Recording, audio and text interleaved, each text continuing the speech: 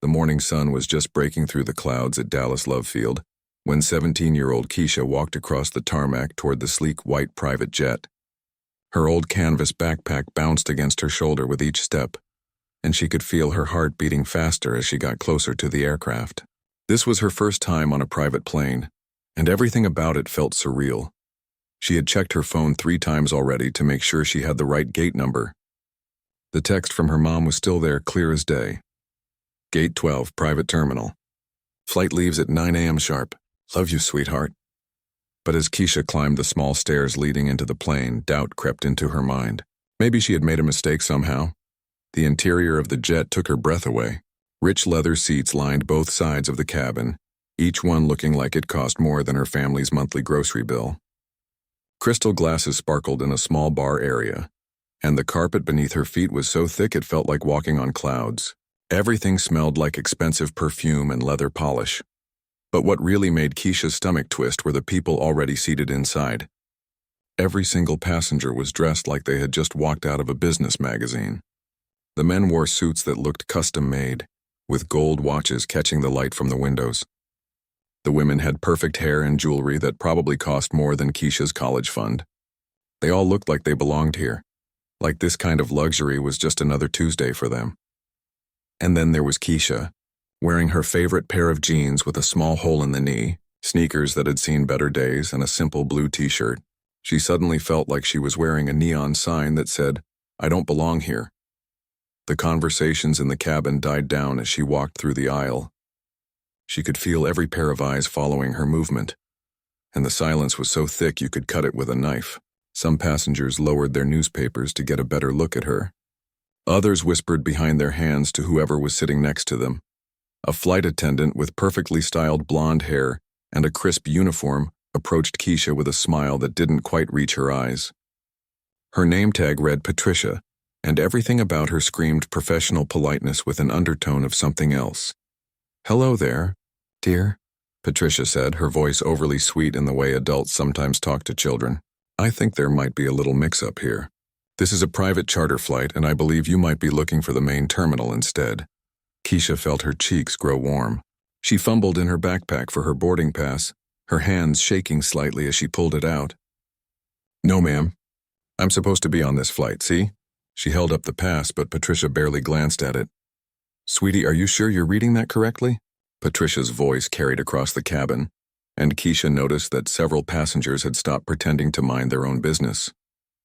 They were openly staring now, and she could hear the judgment in their whispered comments. An older woman with silver hair piled high on her head and pearls around her neck made a small sound of disapproval. "I don't understand what's happening to airline security these days," she muttered to the man sitting across from her. "Probably some kind of charity case," replied a businessman in a navy suit, not bothering to lower his voice. "You know how these companies like to do their good deeds for publicity." Keisha's face burned with embarrassment, but she stood straighter and tried to keep her voice steady. "Ma'am, I have my boarding pass right here. My seat number is 4A. Patricia took the boarding pass with obvious reluctance and studied it like she was examining evidence in a crime scene. She held it up to the light, turned it over, and even ran her finger along the edges as if checking for forgeries. "Well, this is certainly unusual," Patricia announced loudly enough for everyone to hear. "I'm going to need to verify this with my supervisor. These passes can sometimes be, well, let's just say mistakes happen." The co-pilot emerged from the cockpit, attracted by the commotion. His uniform was crisp and his expression serious as he took in the scene. Patricia immediately walked over to him and began whispering urgently in his ear, both of them glancing back at Keisha every few seconds. Meanwhile, the passengers were having their own conversations. Keisha caught fragments of their words, each one hitting like a small punch to her stomach. How did she even get past security? Probably snuck in somehow. "This is exactly why I usually fly commercial first class. At least you know who you're flying with. I'm going to complain to the charter company. This is ridiculous." Keisha wanted nothing more than to disappear. She thought about her mom, who was probably already at the airport in Chicago, waiting for her arrival. Her mom had been so excited about this trip, so proud that Keisha would be there to see her receive such an important honor. The co-pilot, whose name tag read Captain Rodriguez, walked over to Keisha with a stern expression. "Miss, I'm going to have to ask you to step off the aircraft while we sort this situation out. There seems to be some confusion about your ticket." "But I haven't done anything wrong," Keisha said, her voice barely above a whisper. "I just want to get to Chicago."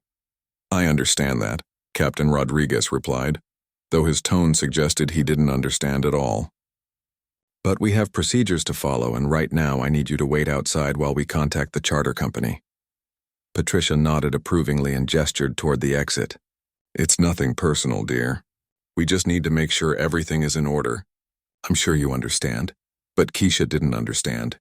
What she understood was that everyone on this plane had looked at her and decided within seconds that she didn't belong here. They hadn't asked her name, hadn't inquired about her destination, hadn't shown even the smallest amount of curiosity about why she might be on this flight.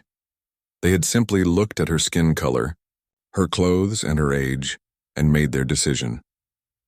As she walked back toward the exit, her backpack feeling heavier with each step, Keisha could hear the passengers already returning to their normal conversations.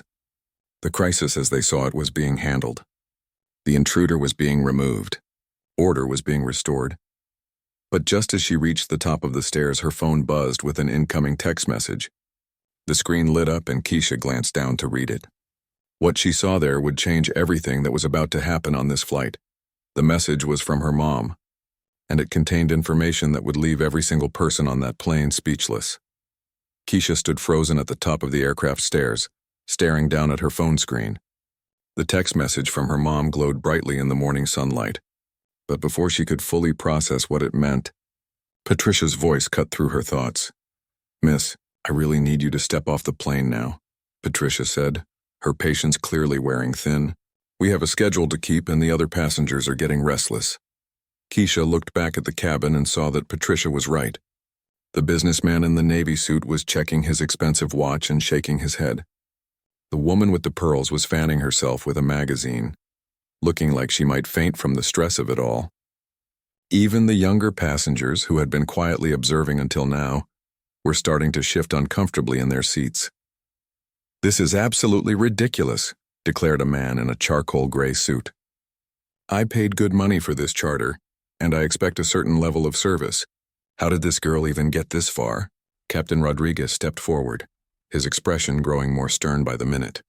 "Young lady, I'm not going to ask again. Please exit the aircraft immediately while we resolve this issue." Keisha felt tears starting to form in her eyes, but she blinked them back. She wouldn't give these people the satisfaction of seeing her cry. Instead, she tucked her phone into her pocket and started down the stairs, her sneakers making soft squeaking sounds on the metal steps. Behind her, she could hear the passengers already discussing the situation as if she weren't there. "Finally," sighed the pearl-wearing woman, "I was beginning to think we'd never get this sorted out." "I don't know how these things happen," added another voice. "Don't they have better screening procedures?" "It's probably some kind of social media stunt," suggested a younger woman. "These kids today will do anything for attention." But it was the businessman in Navy who said the words that hit Keisha the hardest. Honestly, what did she expect? Walking onto a flight like this dressed like that? Some people really need to know their place. Keisha stopped halfway down the stairs, her hand gripping the railing so tightly her knuckles went white. Know her place? What exactly was her place supposed to be?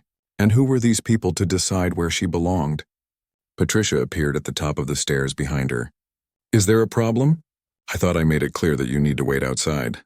"I'm going," Keisha replied quietly, but something in her voice had changed. There was a strength there that hadn't been present before. As she reached the bottom of the stairs, Keisha pulled out her phone again and read her mother's message more carefully. Her mom had sent it just a few minutes ago, probably while she was in a taxi on her way to the Chicago airport.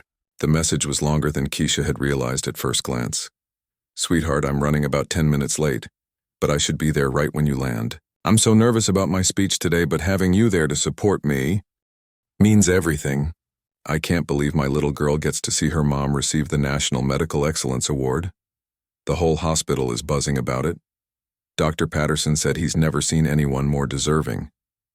I love you to the moon and back. See you soon." "Mom." Keisha read the message 3 times, a small smile tugging at the corners of her mouth despite everything that had just happened.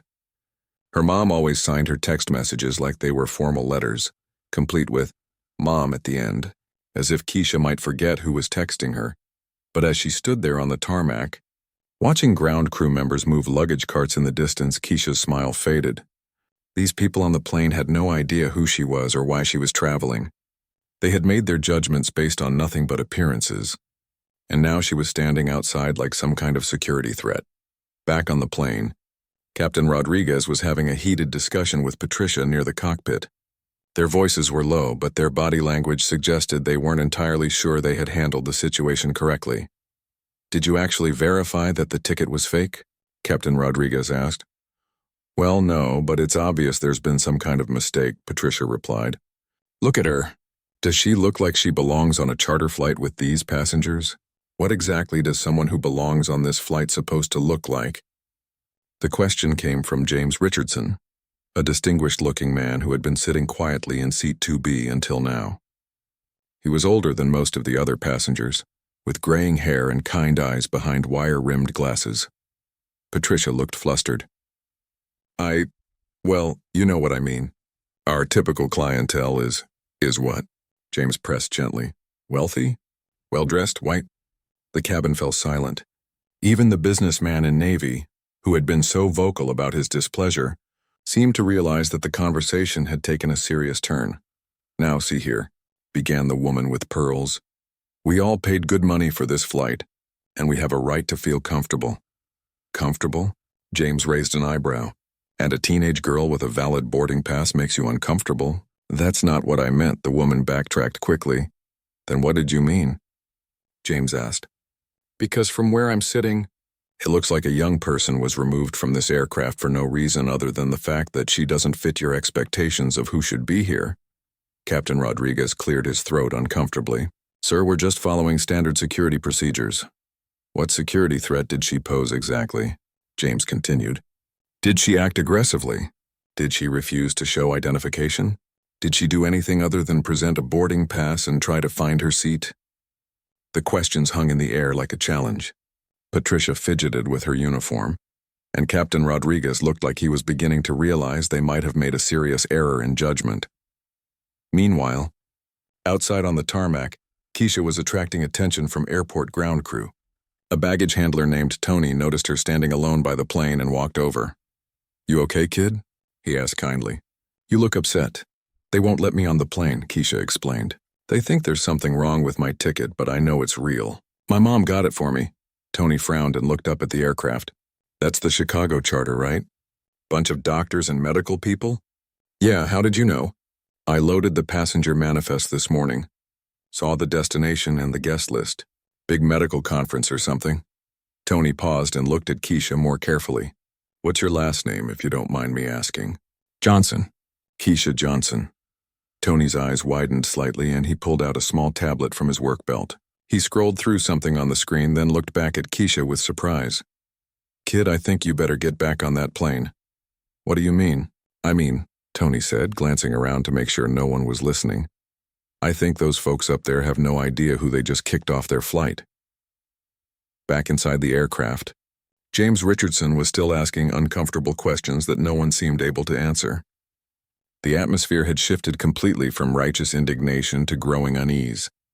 "Has anyone considered," James said thoughtfully, "that maybe we should find out who this young woman actually is before we congratulate ourselves on maintaining the integrity of our flight?" "How would we even do that?" asked the businessman in Navy, though his tone was considerably less confident than before.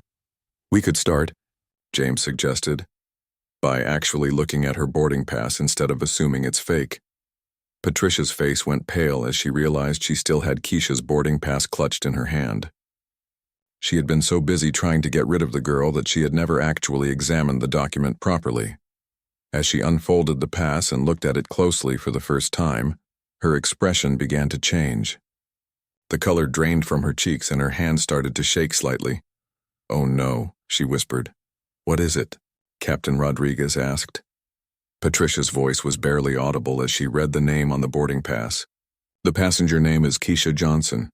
Several passengers exchanged glances, but James Richardson sat up straighter in his seat. His face showed recognition, followed quickly by what looked like horror. "Did you say Johnson?" he asked slowly. "Yes, why?" James closed his eyes and rubbed his forehead. "Because if that's who I think it is, we just made the biggest mistake of our professional careers." The silence inside the aircraft was so complete that you could hear the hum of the air conditioning system. James Richardson sat forward in his seat, his face grave as he processed what he had just heard. Every passenger was now looking at him, waiting for an explanation. "Johnson," James repeated slowly as if testing the name on his tongue. "Tell me, what time is this flight scheduled to arrive in Chicago?" Captain Rodriguez checked his watch nervously. "We're supposed to land at 11:30 a.m., sir." "And where exactly are we supposed to deliver our passengers?" "Chicago Medical Center," Patricia answered, though her voice had lost all of its earlier confidence. "There's some kind of big medical conference today." James nodded grimly and pulled out his phone. He scrolled through his contacts, his expression growing more concerned by the second. The other passengers watched him with growing anxiety, sensing that something significant was about to be revealed. Outside on the tarmac, Tony the baggage handler was showing Keisha something on his tablet. "See this here?" He pointed to the screen. "This is the passenger manifest for your flight. And right here it says, Dr. Angela Johnson plus guest. That's you, isn't it?" Keisha nodded, still confused about why this was important. "Kid, do you have any idea who your mom is?" Tony asked gently. "She's a doctor," Keisha replied. "She works at Dallas Children's Hospital. She's really good at her job." Tony let out a low whistle. "Really good is putting it mildly. Your mom is Dr. Angela Johnson. She's like famous in the medical world. She's saved more kids' lives than probably any other doctor in Texas." "I know she's amazing," Keisha said, pride evident in her voice. "But I don't understand what this has to do with the plane." "What it has to do with," Tony explained patiently, "is that your mom is the guest of honor at today's conference. She's receiving some big award. The whole flight was basically chartered to get VIPs to her ceremony." The realization hit Keisha like a physical blow. These people, these passengers who had looked at her with such disdain, were all flying to Chicago specifically to honor her mother. They were going to watch Dr. Angela Johnson receive recognition for her life's work. And they had just thrown her daughter off the plane. Back inside the aircraft, James had found what he was looking for on his phone. He held up the device to show the screen to Patricia and Captain Rodriguez. "This," he said quietly, "is the program for today's National Medical Excellence Awards ceremony. Would you like to know who this year's keynote speaker is?" Patricia leaned closer to read the screen, and the color completely drained from her face. Captain Rodriguez looked over her shoulder, and his reaction was equally dramatic. "Dr. Angela Johnson," Patricia whispered. "Chief of Pediatric Surgery at Dallas Children's Hospital." "That's right," James confirmed. "The same Dr. Johnson whose daughter we just removed from this aircraft. The same Dr. Johnson who has performed over 500 life-saving surgeries on children. The same Dr. Johnson who developed 3 new surgical techniques that are now used in hospitals worldwide. The businessman in Navy, who had been so vocal about removing Keisha, suddenly looked like he wanted to crawl under his seat. "But how were we supposed to know?"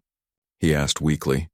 "Maybe by treating her with basic human decency and actually checking her credentials instead of making assumptions," James replied sharply. The woman with pearls raised a trembling hand to her throat. "Oh my goodness. What have we done?" James stood up and looked around the cabin at all the passengers. "What we've done is demonstrate exactly the kind of prejudice that makes Dr. Johnson's work so important. She doesn't just save children's lives in the operating room. She mentors young doctors, advocates for healthcare equality, and fights every single day to make sure that everyone gets the medical care they deserve, regardless of what they look like or where they come from." A younger passenger, a woman in her 30s who had remained quiet until now, spoke up. "I read about her in Medical Journal last month. She grew up in poverty and was the first person in her family to go to college. She worked 3 jobs to pay for medical school." "That's right," James nodded. "And now she's one of the most respected surgeons in the country. Her daughter, the young woman we just humiliated, has been accepted to Harvard Medical School at age 17. She's already published research papers and volunteers at her mother's hospital." Patricia looked like she might faint. 17? She's only 17 and she's going to Harvard? "Full scholarship," James confirmed. "Perfect SAT scores." The whole package, and we just treated her like a criminal. Captain Rodriguez was already moving toward the cockpit. I need to call this in. We have to get her back on the plane immediately. Wait, called out the businessman in Navy. How do you know all this? Who are you exactly? James turned back to face the cabin. My name is James Richardson. I'm a member of the Board of Trustees at Chicago Medical Center, and I'm also on the selection committee for the National Medical Excellence Awards. Dr. Johnson isn't just receiving an award today. She's receiving the highest honor we can bestow on a medical professional.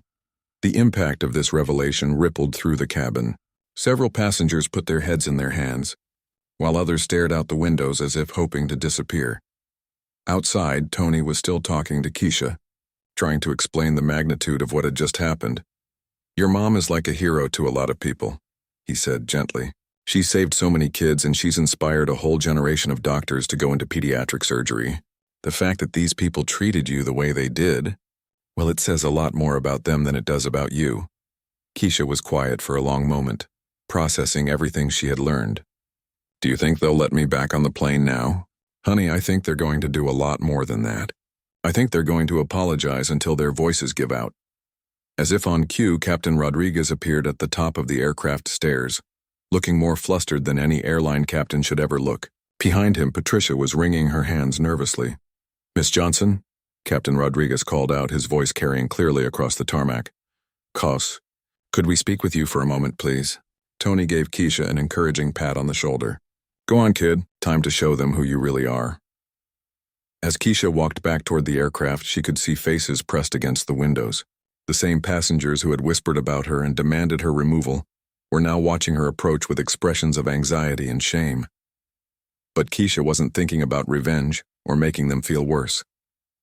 She was thinking about her mother's words from countless conversations over the years. The measure of a person isn't in how they treat those who can help them, but in how they treat those who they think can't. James Richardson met her at the top of the stairs. Miss Johnson, I owe you an enormous apology. We all do. I'm James Richardson from Chicago Medical Center. I'm honored to meet Dr. Angela Johnson's daughter, and I'm deeply ashamed of how you've been treated here today. Keisha looked past him into the cabin, where every passenger was now standing, their faces showing various degrees of embarrassment and regret. The businessman in Navy couldn't even make eye contact. The woman with pearls was dabbing at her eyes with a tissue. I understand there was some confusion about my ticket, Keisha said calmly, though her heart was still racing. There was no confusion about your ticket, James replied firmly. Your ticket was perfectly valid. The confusion was entirely on our part, and it was inexcusable. Patricia stepped forward, her voice shaking slightly. Miss Johnson, I want to personally apologize for my behavior. I made assumptions that were completely wrong, and I treated you in a way that no passenger should ever be treated. I'm truly sorry, but it was what happened next that would stay with Keisha for the rest of her life. One by one, every passenger on that plane stepped forward to apologize. Not just quick, polite apologies, but genuine expressions of remorse and recognition of what they had done. The businessman in Navy was among the last to speak. Miss Johnson, I said some things that were completely out of line. I judged you based on your appearance, and I was wrong. Your mother must be an incredible woman to have raised such a composed daughter. She is, Keisha replied simply. She taught me that everyone deserves to be treated with respect, regardless of how different they might seem. The words hung in the air, a gentle rebuke that was somehow more powerful than any angry response could have been. As Keisha stepped back into the aircraft, she noticed how different the atmosphere felt compared to her first entrance. The same passengers who had stared at her with suspicion and judgment now looked at her with a mixture of curiosity, respect, and lingering shame. Patricia gestured toward the front of the plane, where 2 empty first-class seats waited. Miss Johnson, we've reserved these seats for you and your mother, Patricia said, her voice much softer than before. I took the liberty of moving some things around to ensure you have the most comfortable flight possible. James Richardson had returned to his seat, but continued to address the cabin. I think everyone here should understand exactly who Dr. Angela Johnson is and what she's accomplished. This isn't just about making up for our mistake. This is about recognizing that we're in the presence of someone truly extraordinary, a woman in her 40s, who had introduced herself as Dr. Lisa Chen, pulled out her tablet and began sharing what she knew. I've actually studied Dr. Johnson's surgical techniques. She pioneered a new approach to pediatric heart surgery that has reduced complications by 30%. Hospitals across the country are adopting her methods. That's not even her biggest achievement, added another passenger, Dr. Michael Torres.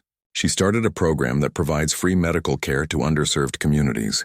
Her mobile clinic has treated over 10,000 children who otherwise wouldn't have had access to specialized pediatric care. Keisha listened to these strangers talk about her mother's work with growing amazement. She knew her mom was good at her job, of course. But hearing these medical professionals speak about Dr. Johnson with such reverence was eye-opening. The businessman in Navy, who had introduced himself as Robert Chen, Dr. Lisa Chen's husband and a hospital administrator, cleared his throat nervously. "Miss Johnson, I need to ask you something, and please feel free to tell me it's none of my business." Keisha nodded for him to continue. "Is it true that you're only 17 and you've been accepted to Harvard Medical School?" "Yes, sir. I'll be starting in the fall." The cabin fell silent again, but this time it was a silence of awe rather than judgment. "How is that even possible?" asked the woman with pearls, whose name was Mrs. Dorothy Hamilton. Her tone was completely different now, filled with genuine curiosity rather than disdain.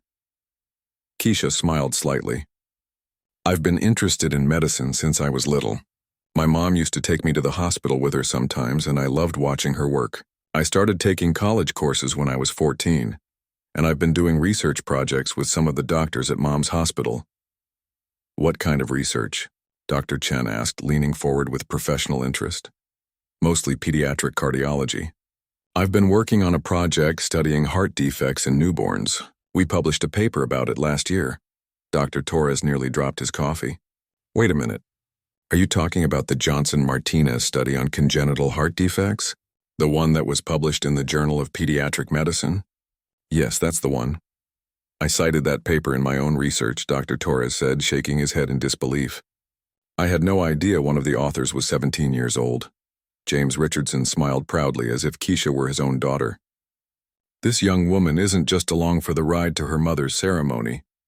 She's accomplished more in her 17 years than most people accomplish in their entire careers."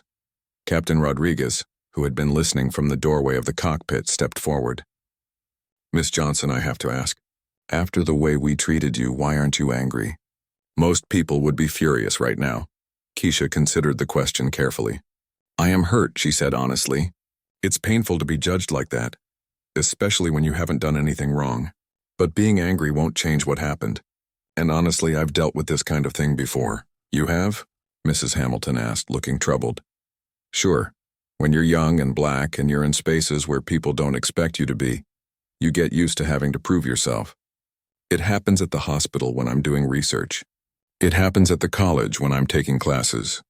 It even happens at the grocery store sometimes when I'm buying things for my mom and people assume I can't afford them." The honesty of her response made several passengers shift uncomfortably in their seats. "But here's the thing," Keisha continued. "My mom taught me that other people's assumptions about me don't define who I am. They define who those people are. She always says that dignity isn't something someone can take away from you. It's something you choose to keep no matter how others treat you." Dr. Chen wiped away a tear. "Your mother sounds like an incredible woman." "She is. She grew up really poor, you know. Her family didn't have much money and nobody expected her to go to college. But she was determined to become a doctor because she wanted to help kids who remind her of herself when she was young." Robert Chen spoke up again, his voice much humbler than before. "Miss Johnson, can I ask you something else? What do you want to do with your medical career, following in your mother's footsteps?" "Sort of," Keisha replied. "I want to be a pediatric surgeon like her, but I'm also interested in medical research.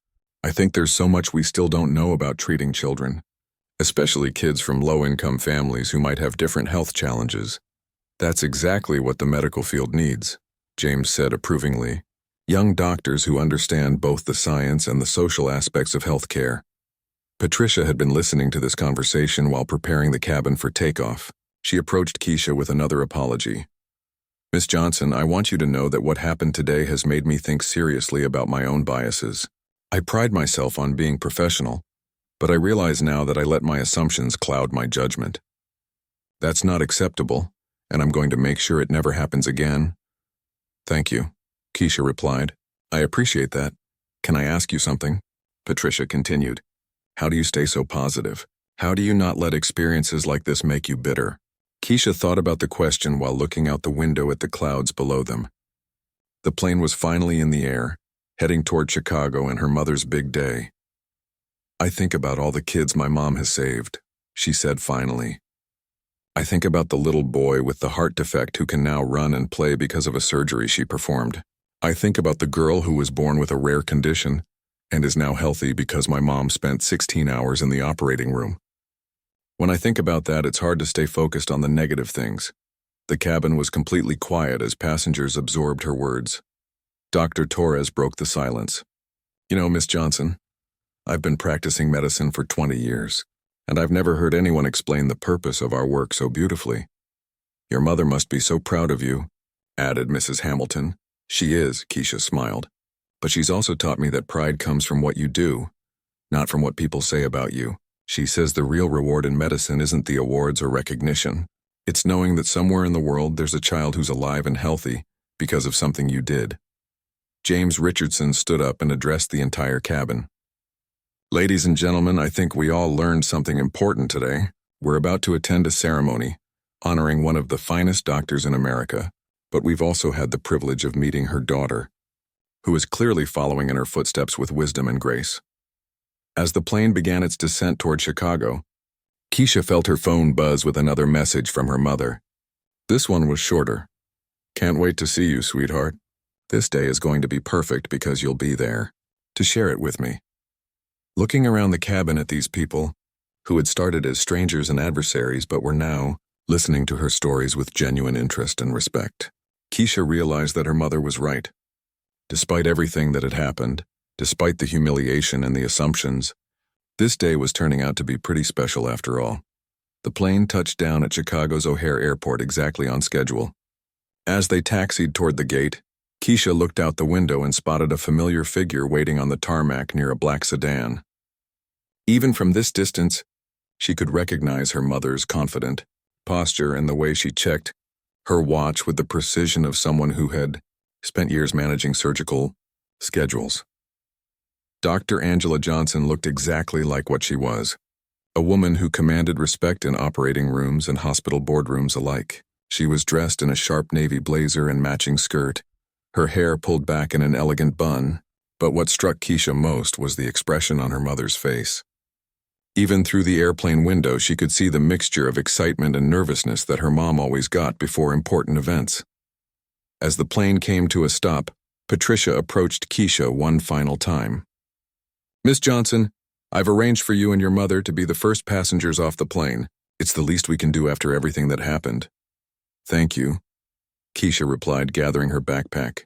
As she stood up, she noticed that every passenger in the cabin was watching her again. But this time, their expressions were completely different. Where there had once been suspicion and disdain, there was now admiration and respect. James Richardson stood up as she passed his seat. Miss Johnson, it's been an honor to meet you.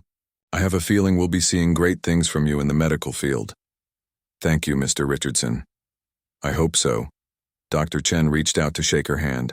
Keisha, I want you to know that you've inspired me today.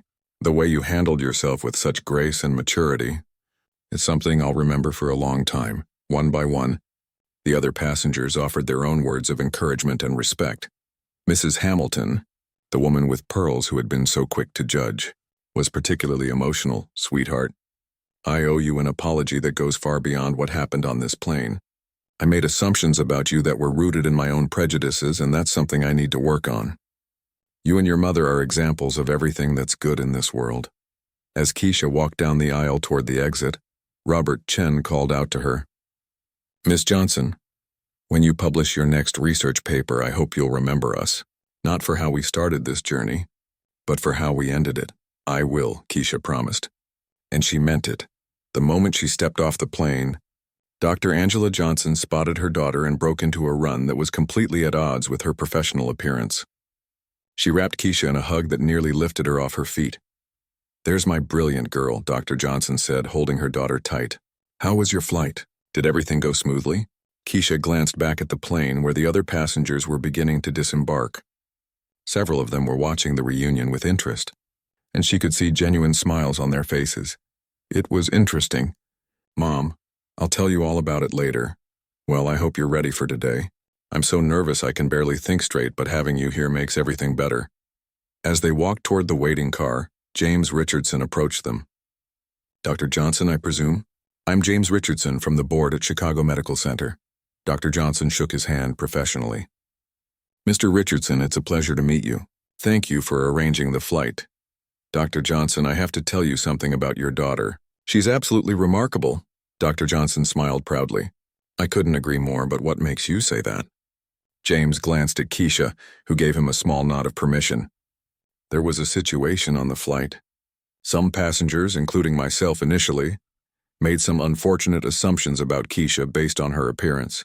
She was treated in a way that was completely unacceptable. Dr. Johnson's expression immediately shifted to concern and anger. What kind of situation? What happened to my daughter? Mom, it's okay, Keisha said quickly. It all worked out in the end. No, it's not okay, Dr. Johnson replied firmly. Mr. Richardson, I need to know exactly what happened. James took a deep breath and explained the entire incident, from the moment Keisha boarded the plane to the eventual realization of who she was. With each detail, Dr. Johnson's expression grew more serious. So let me understand this, Dr. Johnson said when he finished. My daughter was removed from an aircraft and humiliated in front of a plane full of strangers because people assumed she didn't belong there. Yes, ma'am. And I want you to know that I am deeply ashamed of my role in what happened. Dr. Johnson looked at her daughter carefully, studying her face for signs of emotional distress. Keisha, how are you feeling about all this? Honestly, Mom, I'm okay. It hurt at first, but then I remembered everything you've taught me about dignity and treating people with respect, even when they don't treat you the same way. Dr. Johnson's eyes filled with tears, but she blinked them back quickly. I'm proud of how you handled yourself, sweetheart, but I'm also angry that you had to handle it at all. By now, the other passengers had gathered nearby, clearly wanting to speak with Dr. Johnson but uncertain whether they should interrupt. Dr. Johnson noticed them and addressed the group. I assume you're all part of today's conference? Patricia stepped forward, still looking ashamed. Dr. Johnson, I'm Patricia Mills, and I was the flight attendant on your daughter's flight. I want to personally apologize to you for how I treated Keisha. There's no excuse for my behavior. Dr. Johnson studied Patricia for a moment before responding. Ms. Mills, what you did to my daughter was wrong, but I appreciate that you're taking responsibility for it. Captain Rodriguez joined the group. Dr. Johnson, on behalf of the entire flight crew, I want to apologize. We failed to provide the professional service that every passenger deserves. Dr. Johnson nodded but didn't immediately respond. Instead, she looked around at all the faces surrounding her and her daughter. These were medical professionals, business leaders, and other accomplished individuals, and they were all standing there looking ashamed and apologetic. You know, Dr. Johnson said finally, this situation tells me something important about the world my daughter is about to enter. The medical field, like many professional fields, still has work to do when it comes to unconscious bias and assumptions about who belongs in certain spaces. Dr. Chen spoke up. You're absolutely right, Dr. Johnson. Meeting Keisha today has made me realize that I need to examine my own biases more carefully. That's good to hear, Dr. Johnson replied, because the future of medicine depends on young people like Keisha being welcomed and supported, not questioned and excluded. Mrs. Hamilton approached hesitantly. Dr. Johnson, I want you to know that your daughter conducted herself with more maturity and grace than any of us adults did today. She's a credit to you and to her upbringing. Dr. Johnson put her arm around Keisha's shoulders. She's always been special. From the time she was little, she's had this amazing ability to see the best in people, even when they don't see it in themselves. Mom, Keisha said, embarrassed by the praise. It's true, sweetheart. You've always had a gift for bringing out the humanity in others. James Richardson stepped forward again. Dr. Johnson, I hope today's events won't overshadow the real reason we're all here. You're receiving one of the highest honors in medicine, and it's well-deserved. Dr. Johnson smiled for the first time since learning about what had happened to her daughter. Thank you, Mr. Richardson. Despite everything, I'm grateful to be here and honored to receive this recognition. As the group began walking toward the conference center, Dr. Torres fell into step beside Keisha. Miss Johnson, I hope you won't let what happened today discourage you from pursuing your dreams in medicine. It won't, Keisha replied confidently. If anything, it's made me more determined. I want to be part of changing the culture so that other young people don't have to go through what I went through. Dr. Johnson overheard this comment and squeezed her daughter's hand. That's exactly the right attitude, sweetheart. The best way to fight prejudice is to exceed every expectation and then use your success to lift others up. As they entered the conference center, where hundreds of medical professionals were gathering for the award ceremony, Keisha reflected on the incredible morning she'd had. She'd started the day as just a teenager accompanying her mother to an important event. But somewhere over the clouds between Dallas and Chicago, she'd become something more. She'd become a voice for change, a symbol of perseverance, and a reminder that assumptions about people based on their appearance are not only wrong but harmful. Most importantly, she'd learned that her mother's lessons about dignity, respect, and treating others with kindness weren't just nice ideas. They were powerful tools that could transform situations and change hearts. As Dr. Johnson prepared to accept her award and deliver her keynote speech about the future of pediatric medicine, she knew that the most important lesson of the day hadn't come from any medical journal or research study. It had come from watching her 17-year-old daughter handle injustice with grace, respond to prejudice with understanding, and turn a painful experience into an opportunity for growth and education. The future of medicine, Dr. Johnson realized, was in very good hands indeed.